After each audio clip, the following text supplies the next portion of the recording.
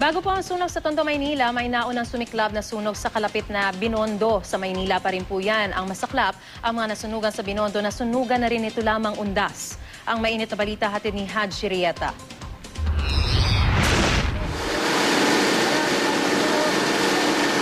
Nangangalit na po yung inabutan ng GMA News na tumutubok sa mga bahay sa residential area na ito sa Barangay 286 sa Binondo, Manila kagabi. Mula sa Delpan Bridge, kitang-kita kung gaano kalaki ang sunog na lumalamon sa mga bahay. Ang ilang residente, tumulong na rin sa pag-apula ng apoy. Ayon sa mga nakatira sa lugar, nagsimula raw ang sunog mag-alas 12 ng hating gabi, oras kung saan marami ang natutulog. Tulog po ako ginising lang po ako. Yun na, paglabas ko may apoy na siya. Yun na, hindi ko na alam kung ano nangyari, basta nagkakagulo-gulo na siya lahat. Halos manlumo naman ang marami dahil pangalawang beses nang naganap ang sunog sa kanilang lugar. Nauna nang nasunog ang lugar, ito lamang undas kung saan 4 ang patay. Ayon sa lola na ito, sa isang bahay daw sa looban nagsimula. Sa looban namin, ang isang bahay nag-aapoy na. Pero tulog na tulog ang tao. Hindi malaman kasi ang bahay namin, ganito lang kataas yung daanan eh. Yung mga wirings, nandiyan na yan eh.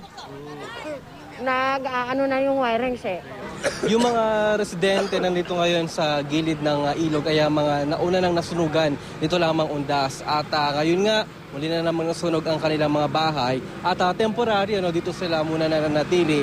At ang hilingan nila ngayon sa lokal na pamahalaan ng Maynila, sana naman ay tulungan silang makabalik sa kanilang mga normal na buhay.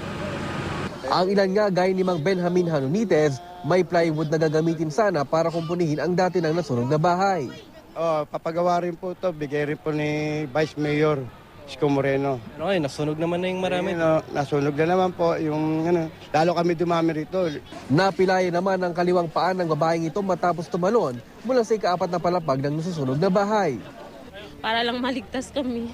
Ay kung doon kami sa siguro na-trap na rin kami. Kaya hindi ko alam kung mataas ba o basta tumalon lang kami. Di bababa sa 70 pamilya ang apektado, inalampan ng otoridad ang dahilan nito. Haji Rieta, GMA News.